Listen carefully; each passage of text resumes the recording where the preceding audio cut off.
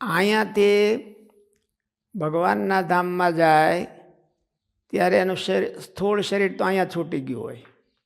સૂક્ષ્મ શરીર છે એ આ બ્રહ્માંડની બાઉન્ડ્રી આવે ત્યારે છૂટે, એવું ઉપનિષદોમાં લખ્યું. એટલે આપણે બધા સમજીએ કે વિરજા નદીમાં સ્નાન કરાવે ત્યારે સૂક્ષ્મ શરીર છૂટે. અને કારણ શરીર તો છૂટવાનું છે નહીં. કારણ શરીર કોઈ તત્વનું નથી. કારણ શરીર છે એ ભાવનાત્મક છે, વાસનાત્મક છે. એટલે જીવમાં એ વાસના બેહી ગઈ છે. એને ભાવના કયો કે વાસના કયો, એ કન્વર્ટ થાય છે, એ છૂટે નહીં. તમારો પ્રશ્ન છે ને કંઈક એ બધું છે ને? જ્ઞાન સ્વામીનો જુનાગઢથી પ્રશ્ન છે આવો જ. હા, કે પ્રકૃતિ મંડળથી પર ભગવાનનું ધામ છે, તો અહીંયા જે આપણે પ્રકૃતિ મંડળમાં રહીને ધ્યાન, ઉપાસના, ભગવાનનો નિશ્ચય કે સ્વભાવ ટાળ્યા હોય એ વગેરે જે કર્યું હોય એ મર્યા પછી કેવી રીતે કામમાં આવે? એટલે એનો અર્થ જ એ છે કે આપણે દેહ ભાવ હોતા જે કર્મ કર્યા હોય એ કર્મના પુણ્ય ને પાપનું ફળ થાય. ભગવાનના ધામમાં જાય, ભગવાનને રાજી કરે ને ભગવાનના ધામમાં જાય ત્યારે મહારાજ તો અહીંયા જ આવીને ભાગવતી શરીર આપે છે અને આ શરીર છોડાવી મૂકે છે. ભાગવતી શરીર મળે એટલે સૂક્ષ્મ શરીર છૂટી ગયું. પણ આપણે કારણ શરીર કહીએ છીએ એ ભાવનાત્મક છે. એ ઊંધી ભાવનાત્મક છે એટલે આપણે કારણ શરીર કહેવાય છે. આપણે પ્રેમ કરવો જોઈએ ભગવાનમાં, એને બદલે જગતમાં કરીએ છીએ એટલે કારણ શરીર થઈ ગયું. આપણા જીવમાં જે ખેંચાણ થાય, એક આકર્ષણ થતું હોય, એ આપણે તરત નથી એમ કે સારી વસ્તુ જોઈ તો આવી સારી ગાડી છે, કોઈ ગાડી નવી લીધી હોય, બહુ સારી ગાડી, એટલે એ આપણો જીવ એમાં ખેંચાતો હોય. આપણે એને એમ તો ન કહીએ કે તમે અમને આપી દો, પણ આપણો જીવ તો ખેંચાય કે ભાઈ આવું સારી ગાડી હોય, આપણે હોય તો સારું કહેવાય. કોઈક કે જેન્ટલમેન હોય તો એવું ઈચ્છે નહીં, પણ મનમાં એવું તો થાય કે આવું હોય તો આપણે સારું. એટલે એ આપણો જીવ ખેંચાણો જગત પદાર્થમાં, એટલે કારણ શરીર થયું. અને એવો ને એવો જો ભગવાનમાં ખેંચાય તો એ કારણ શરીર ન કહેવાય, એ ભાગવતી શરીર કહેવાય. એટલે કારણ શરીર નાશ નથી થતું કે મુકાવતા નથી, પણ ટ્રાન્સફર થાય છે. ટ્રાન્સફોર્મિંગ લાઈફ, એવું કે આપણે સૂત્ર કર્યું છે ને, ટ્રાન્સફોર્મિંગ લાઈફ. એટલે ટ્રાન્સફોર્મિંગ લાઈફ એટલે ટ્રાન્સફર થાય છે. જેને જગતમાં પ્રેમ છે એવો ને એવો પ્રેમ એને ભગવાનમાં થાય. એટલે કારણ શરીર તો એનું જ રહે છે, ભાવનાત્મક છે. એટલે અહીંયા આપણે કાંઈક સાધનાઓ કરી હોય, એ સાધનાઓ સ્થૂળ શરીરે કરીએ, પછી લાંબો ટાઈમને અથવા તો એના જુદા જુદા સાધનો છે કે એ આપણા સૂક્ષ્મ શરીરમાં ભાવનાત્મક આવે, પછી આપણા જીવમાં એ ભાવના આવી જાય. એટલે પછી આપણો જીવ જ્યાં જાય ન થાય, એ ભેળું ને ભેળું. આપણે પૂજા કરી હોય એ ભેળી ન આવે, પણ પૂજા કરીને જે એચિવમેન્ટ કર્યું હોય એ ભેળું આવે. વેપારી ગલા ઉપર બેઠો હોય તો કસ્ટમર આવ્યા હોય એ સાંજે ઘેરે ન આવે, પણ એમાંથી પૈસા આવ્યા હોય એ ખિસ્સામાં નાખીને ઘેરે જાય. એમ આપણે આ બધા સાધનો કર્યા હોય એ સાધનો ભેળા નથી આવતા, પણ સાધનોના ફળ રૂપે આપણા જીવમાં જે ભગવાન તરફનો પ્રેમ એ આવે. સ્વામીનો પ્રશ્ન એ છે કે આજે ભગવાન તરફનો પ્રેમ એટલે કે ધ્યાન, ઉપાસના વગેરે છે, એ બધું કારણ શરીરમાં દ્રઢ થાય છે કે જીવમાં દ્રઢ થાય છે? ધીરે ધીરે કારણ શરીરમાં દ્રઢ થાય. દ્રષ્ટાંત દીધું કે બોલે ભાઈ લોઢા ઉપર એક ટીપું પડ્યું એટલે ભીનું થાય, પછી ધીરે ધીરે કાટ થાય, પછી ધીરે ધીરે મરિયા બેહે, અને પછી હોણ પડી જાય, એને વ્રણ પડી જાય, એમ હોરવા હોલ પડી જાય. મોટી ચેનલ હોય તોય પડી જાય. એમ આપણે અત્યારે સ્થૂળ દેહ કરીને દંડવત કર્યા ને સ્થૂળ દેહ કરીને માળા ફેરવીને સ્થૂળ દેહ કરીને ભગવાનની સેવા કરી. જો એ ભાવના સહિત કરતો જાય તો એના જીવમાં ઉતરતું જાય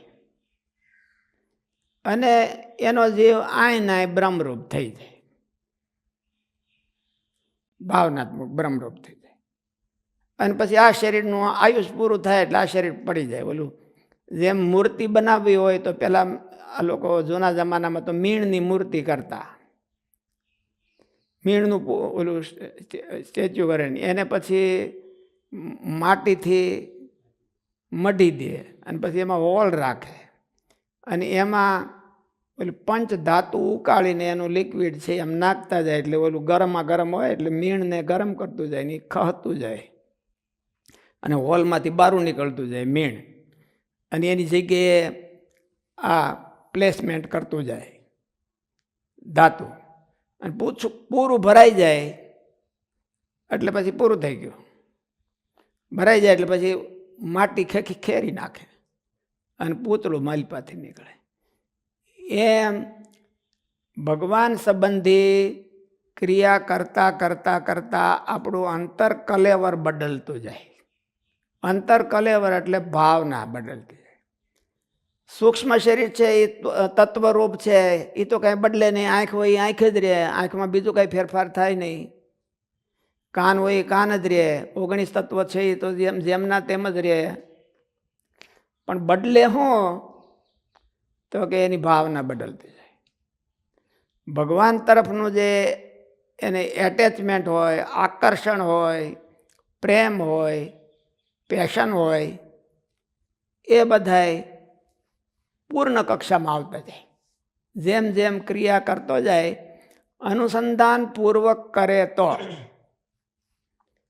અને હેતુપૂર્વક કરે તો, જાગ્રત દશામાં કરે તો, હું આ હું કરવા કરું છું, હું આ સેવા હું કરવા કરું છું ભગવાનની, એમ જાગ્રત થઈને કરતો હોય તો થોડાકમાં ટાઈમમાં થઈ જાય. હું ભગવાનની પૂજા કરું છું તો રૂટિન છે એટલે કરું છું કે કાંઈ મારા મનમાં કાંઈ છે, તો એ જાગ્રત થઈને કરતો જાય તો એનો જીવ છે એ ભાવનાથી ભરાતો જાય. શાસ્ત્રની ભાષામાં એને ધર્મભૂત જ્ઞાન કહેવાય. પણ આપણે ધર્મભૂત જ્ઞાન તો બધા રામાનુજ વેદાંત ભણ્યા હોય એવું હોય નહીં. એટલે એનો જીવ ભરાતો જાય, એના જીવમાં આ બધું ભરાઈ ગયું કહેવાય.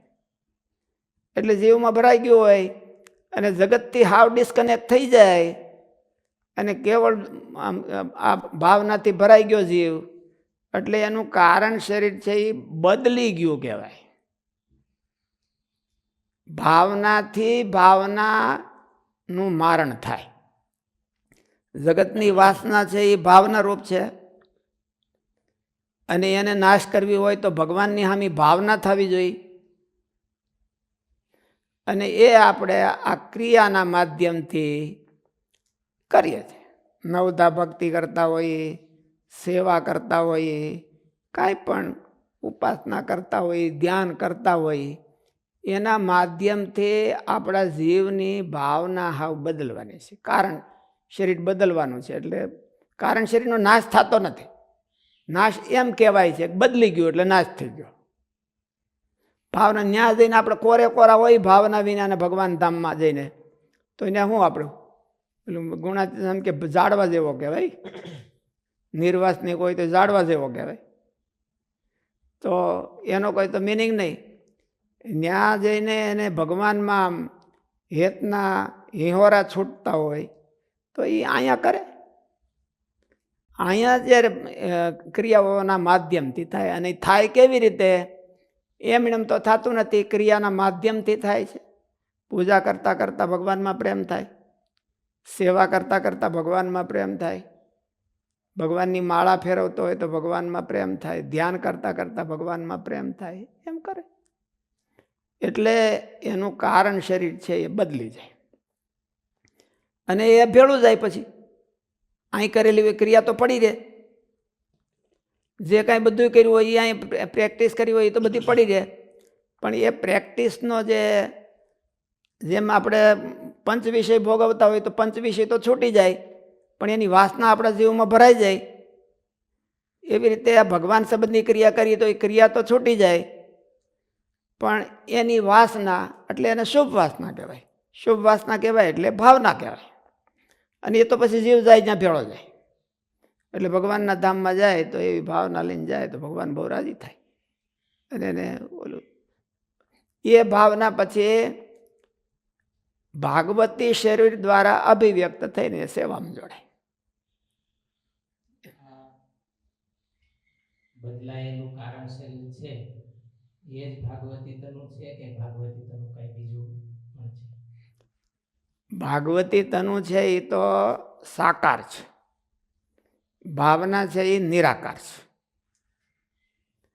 પણ સાકારની મારફત અભિવ્યક્ત થાય છે.